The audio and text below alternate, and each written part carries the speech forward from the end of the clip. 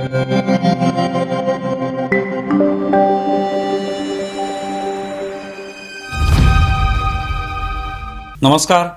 News डंकामध्ये मी महेश विचारे आपल्या सगळ्यांचं मनपूर्वक स्वागत करतो.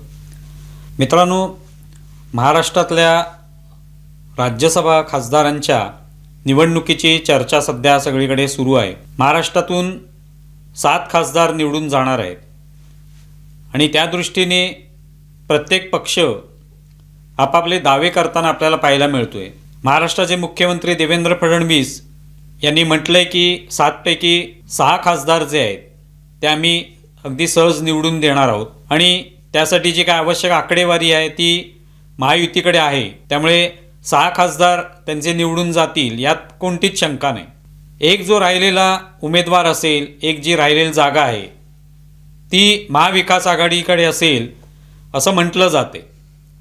म्हणजे अर्थात त्या जागेवर महाविकास आघाडी आपला उमेदवार निवडून आणू शकेल असं म्हटलं जाते. पण प्रत्यक्षामध्ये त्या ठिकाणी त्या जागेवर महायुती दावा करणारच नाही असं कुठेही अजून स्पष्ट झालेलं नाही. त्यांनी जर तो दावा केला तर त्या जागेसाठी सुद्धा निवडणूक होईल. त्यामुळे खासदार 7 असले तरी तिथे उमेदवारी त्या जागेसाठी सुद्धा भाजपा देऊ शकेल. 8वा जो उमेदवार असेल तो निश्चितपणे तिथे असू शकेल आणि तसा जो उमेदवार असेल तर मग त्या ठिकाणी एक प्रकारचं कुतूहल निर्माण होतं की काय होईल. आता या निमित्ताने आठवतोय ती 2022ची राज्यसभेची निवडणूक. तुम्हाला आठवत असेल की 10 जूनला ही निवडणूक जी आहे ती झालेली आहे. त्यानंतर 20 जूनला विधान परिषदेची निवडणूक झाली आणि 30 जूनला काय झालं आहे आपल्याला माहितीच आहे. तेव्हा उद्धव ठाकरेंचं सरकार कोसळलं आणि एकनाथ शिंदे मुख्यमंत्री झाले. त्यामुळे या 2 निवडणुका त्या काळातल्या 2022मधल्या 10, 20 आणि 30 हे टप्पे पण कसे आहेत पहा की त्या तारखा कायम आपल्या लक्षात राहतात.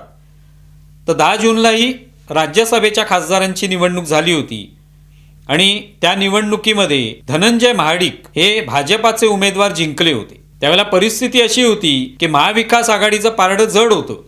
त्यांच्याकडे जास्त आमदार होते कारण उद्धव ठाकरे हेच मुळात काँग्रेस आणि राष्ट्रवादी काँग्रेससोबत गेल्यामुळे त्यांचं पारडं जास्त झालेलं होतं.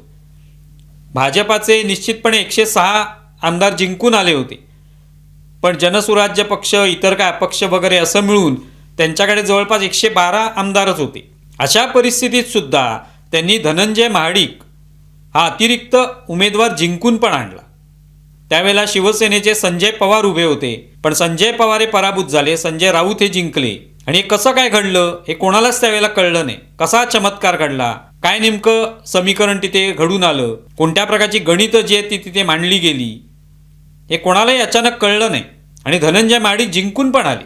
तसाच आता मुद्दा उपस्थित झाला आहे की यावेळच्या निवडणुकीमध्ये आता 7 खासदार हे निवडून येणार आहेत महाराष्ट्रातून. तर त्याच्यामध्ये धनंजय महाडिक कोण असेल असा प्रश्न लोकांच्या मनामध्ये येऊ शकतो की जर महायुतीने अतिरिक्त उमेदवार दिला म्हणजे विशेषतः भाजपाने दिला तर तो उमेदवार दिल्यानंतर तीच परिस्थिती 2022ची उद्भवू शकते आणि त्याच्यामध्ये धनंजय महाडिक कोण म्हणजे तसाच एक उमेदवार जो कोणी असेल तो अजून काही निश्चित झालेला नाही पण तसा जर असेल तर तो धनंजय महाडिक कोण याच्याविषयी निश्चितपणे कुतूहल आहे प्रत्येकाच्या मनामध्ये असू शकेल. आणि याचं कारण म्हणजे त्यावेळेला आपल्याला माहिती आहे की 2022मध्ये उद्धव ठाकरेंचं सरकार होतं, महाविकास आघाडीचं सरकार होतं, उद्धव ठाकरे मुख्यमंत्री होते आणि त्यामुळे स्वाभाविकच त्यांच्याकडे बहुमत होतं. फडणवीस मात्र विरोधी पक्ष नेता होते, संख्याही कमी होती. अशा परिस्थितीत सुद्धा विरोधी पक्ष नेते असताना सुद्धा त्यांनी अतिरिक्त उमेदवार निवडून आणला. त्यासाठी कशा प्रकारची गणितं मांडली गेली, समीकरणं रचली गेली हो त्यावेळेला सुद्धा तो कुतूहलाचा विषय होता. मग विरोधी पक्षात असताना जर देवेंद्र फडणवीस आपला एक अतिरिक्त उमेदवार निवडून आणू शकतात, राज्यसभेवर पाठवू शकतात, तर आत्ता तर सत्ताधारीच आहेत आत्ता ते सत्तेमध्येच आहेत आणि केवळ बहुमत नाही आहे, प्रचंड बहुमत आहे. जवळपास 235 आमदार त्यांच्याकडे आहेत. महाविकास आघाडीकडे अवघे 46 आमदार आहेत आणि त्यावरनं ते म्हणत आहेत की आमचा एक उमेदवार जिंकून येईल. तेव्हा अर्थात सरकारमध्ये महाविकास आघाडी असल्यामुळे त्यांचे सगळे आमदार एकत्र होते. तरी देखील फडणवीसांनी एक अतिरिक्त आपला खासदार राज्यसभेवर पाठवला. हे कौतुकास्पदच म्हटलं गेलं तेव्हा. आणि त्यामुळे फडणवीसांनी कोणती नेमकी रणनीती आखली असेल असा विचार प्रत्येकाच्या मनामध्ये आला. आता आपण पाहतोय की महाविकास आघाडीमध्ये या एका जागेवरून जी काही मतमतांतरं आहेत त्यात कुठेही एकोपा दिसत नाही की तिघांनी मिळून एकत्र काहीतरी एक वक्तव्य केलेलं आहे, एक मत व्यक्त केलेलं आहे की आम्ही चर्चा करू, त्याच्यातून एक उमेदवार निश्चित केला जाईल, आम्ही सगळे त्या उमेदवाराच्या पाठीशी राहू, असं कोणतंही वक्तव्य त्यांच्याकडून आलेलं नाही अजूनपर्यंत. उलट आपण पाहतोय की सगळ्यात पहिल्यांदा चर्चा आली ती शरद पवारांचं नाव आलं. संजय राऊत म्हणाले की शरद पवारांना इच्छा आहे आणि त्यासाठी उभाटा गट किंवा सगळेच आम्ही पाठिंबा देऊ. पण प्रत्यक्षामध्ये शरद पवारांकडून अशी कोणती घोषणा झालेली नाही. मात्र तेवढ्यात आदित्य ठाकरेंनी सांगितलं की ही जागा आमची आहे राज्यसभेची. आणि याचं स्वाभाविक कारण असेल ते म्हणजे सध्या आमदारांची संख्या महाविकास आघाडीमध्ये सर्वात जास्त ही उबाटाची आहे, उबाटा शिवसेनेची आहे. 20 आमदार त्यांच्याकडे आहेत. त्यामुळे त्यांनी म्हटलं की आमचे सगळ्यात जास्त आमदार आहेत, त्यामुळे ही जागा आमची आहे. काँग्रेसचं वेगळंच मत आहे. काँग्रेस म्हणते की राज्यसभेची जागा आम्हाला द्या आणि तुम्ही विधान परिषदेची घ्या, कारण मे मध्ये उद्धव ठाकरेंचा जो कार्यकाळ आहे आमदारकीचा तो संपुष्टात येतोय आणि पुन्हा एकदा उद्धव ठाकरेच आमदार होतील असं म्हटलं जाते. अजून त्यावरही कोणतेही शिक्कामोर्तब झालेलं नाही. तर तसा दावा काँग्रेस करते की आम्हाला राज्यसभेची जागा द्या, तुम्ही विधान परिषद घ्या, उद्धव ठाकरेंना पुन्हा आमदार करा, आम्ही पाठिंबा देतो. म्हणजे तिघांची तोंड 3 वेगवेगळ्या दिशांना आहेत. आणि या सगळ्या दाव्यांमुळे परिणाम काय झाला तो आत्ता आपण अधिवेशनाच्या पूर्वसंध्येला पाहिला. त्यावेळेला सगळ्या विरोधकांची म्हणजे महाविकास आघाडीतल्या विरोधी पक्षांची सगळ्यांची बैठक झाली. कशासाठी? ते विरोधी पक्षनेता दिला जात नाहीये त्या संदर्भात आपण निषेध करायचा, सभात्याग करायचा, बहिष्कार घालायचा असं सगळ्यांनी ठरवलं. पण ते ठरवण्यासाठी एकत्र बैठक घेतली तेव्हा राष्ट्रवादी काँग्रेस शरद पवार गटाचे कोणीच आले नाहीत. पत्रकार परिषदेलाही कोणी आले नाहीत. त्यावरनं दिसून आलं की त्यांचे राष्ट्रवादी काँग्रेस शरद पवार हा पक्ष काँग्रेस आणि उबाटा यांच्यामध्ये समन्वय नाही हे त्याच्यावरून दिसून आलं. आणि त्याचं कदाचित कारण हेच असेल की शरद पवारांचं नाव घेतलं जात होतं पण ते आपोआपच आदित्य ठाकरेंनी वगळलं की त्यांची जागा नाहीये, ही आमची जागा आहे, आम्ही तिथे उमेदवार उभा करणार असं ते म्हणाल्यामुळे कदाचित राष्ट्रवादी काँग्रेस नाराज झाली असेल. म्हणजे एकंदरीत या तिन्ही पक्षांमध्ये एक वाक्यता नाही. जर त्यांनी एखादा उमेदवार उभा केला तर त्याला कोण पाठिंबा देईल हे काहीच सांगता येत नाही. उबाटा गटाने उमेदवार उभा केला तर त्याला काँग्रेस समर्थन देईल का पूर्णपणे? राष्ट्रवादी काँग्रेस देईल का? शरद पवारांचा पक्ष? हे काहीच सांगता येत नाही. आत्ताच अशी परिस्थिती आहे. प्रत्यक्ष निवडणुकीच्या वेळेला काय होईल माहीत नाही. तेव्हा सुद्धा तसंच होतं, बहुमत आमच्याकडे आहे असं म्हटलं होतं. जवळपास 150 पेक्षा अधिक जागा त्यांच्याकडे होत्या. तरी देखील काय झालं? धनंजय महाडिक जिंकून आले. भाजपकडे तेवढी ताकद नसताना पण जिंकून आले. कारण त्यासाठी आवश्यक असणारी गणितं ही फडणवीसांना माहिती होती. त्यांनी त्या गणितांच्या आधारे रणनीती आखली आणि त्यावरून धनंजय महाडिकांना विजय साध्य करता आला. आता सुद्धा तीच गणितं आहेत.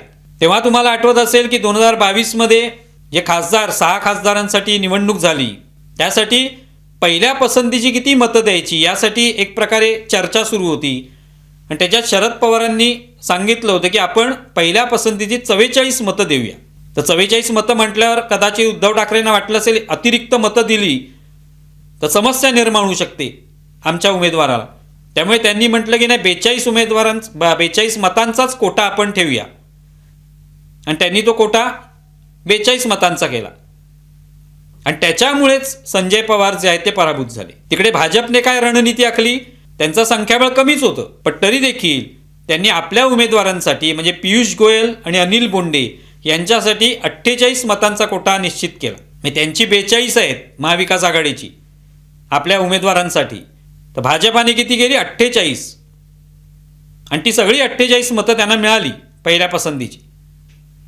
पण या ठिकाणी एक गणित असतं की पहिल्या पसंतीची जर मतं जास्त देण्यात आली असतील तर त्या मतांचं मूल्य सगळं जे काय असतं ते आपल्या पुढच्या उमेदवाराला मिळू शकतं, त्याचा लाभ त्याला मिळू शकतो.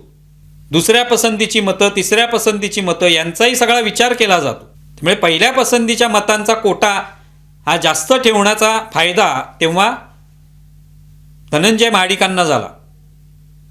आणि त्यांना अनिल बोंडे, पियुष गोयल यांची जी अतिरिक्त मतं होती त्याचं जे मूल्य होतं ते मूल्य त्यांना मिळालं.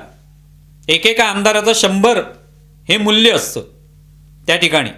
त्यामुळे ते मत दिलं की 100 हा आकडा त्याच्यामध्ये मिळवला जातो आणि अशा प्रकारे ते मूल्य वाढतं. ते मूल्य सगळं धनंजय महाडिकांना मिळालं आणि आवश्यक तेवढ्या मतांची संख्या झाल्यामुळे तेच जिंकले. संजय पवारांना पराभूत व्हावं लागलं. ही सगळी गणितं जी आहेत ती मांडली जाणार आहेत यावेळेला सुद्धा. आणि तेव्हा जर महायुतीकडून अतिरिक्त उमेदवार उभा केला गेला तो भाजपचाच असेल तर मग महाविकास आघाडीसमोर कठीण प्रसंग उभा राहू शकतो. भलेही त्यांच्याकडे 46 आमदार असतील पण ते सगळे मतं देणार आहेत का, कशा पद्धतीने मतं देत आहेत की फिरतायत त्यांची मतं, कोण उपस्थित राहील कोण उपस्थित राहणार नाही काही होऊ शकतं. त्यावेळेला सुद्धा राष्ट्रवादी काँग्रेसचे 2 आमदार उपस्थित राहिले नव्हते. सुहास कांदेंचं मत जे ते बाद झालं होतं त्यामुळे त्याचा फटका बसलाच. मग आता काय होऊ शकतं. आता तर फडणवीस हे सत्तेमध्येच आहेत, ते स्वतः नेतृत्व करतायत, ते मुख्यमंत्री आहेत, त्यांच्याकडे बहुमत सुद्धा प्रचंड आहे. विरोधी पक्षात असताना जर ते अतिरिक्त उमेदवार जिंकून आणू शकतात तर आता का निवडून आणणार नाहीत. ते सहज सोडून देतील का की नाही जाऊ दे एक जागा त्यांना मिळू दे असं त्यांना वरिष्ठांकडून तरी सांगण्यात येईल का. कारण प्रत्येक वेळेला राज्यसभेमध्ये सुद्धा लोकसभेत आत्ताच आपण पाहतोय की भाजपाचं जे काय अपेक्षा होत्या तेवढं त्यांना मतदान झालं नाही, तेवढी मतं मिळाली नाहीत, तेवढे खासदार निवडून आले नाहीत, 240वर आकडा घसरला. अशा परिस्थितीत राज्यसभेत सुद्धा आपली ताकद असली पाहिजे हे त्यांना वाटत असणारच. त्यामुळे एक एक जागा जी आहे ती त्यांच्यासाठी महत्त्वाची आहे. तेव्हा ती जागा सोडतील का. 6 जागा तर त्यांनी सांगितलेल्या आहे फडणवीसांनी, त्या आम्हाला सहज मिळणारच आहेत. पण 7वी जागा आम्ही लढवणार नाही असं अजून त्यांनी सांगितलेलं नाही. त्या पाहूया काय होतंय ते. तेव्हा सगळ्यांना कुतूहल याचंच आहे की यावेळचा जो उमेदवार असणार आहे 7वा तो धनंजय महाडिक यांच्या रूपातला असा कोणता उमेदवार असणार आहे. यावेळचे कोण धनंजय महाडिक आहेत याचं सगळ्यांनाच कुतूहल आहे. तुम्ही यावर विचार करा. आमचा व्हिडिओ कसा वाटला हे जरूर कळवा. आमचा व्हिडिओ जास्तीत जास्त शेअर करा, लाईक करा, सबस्क्राईब करा. धन्यवाद.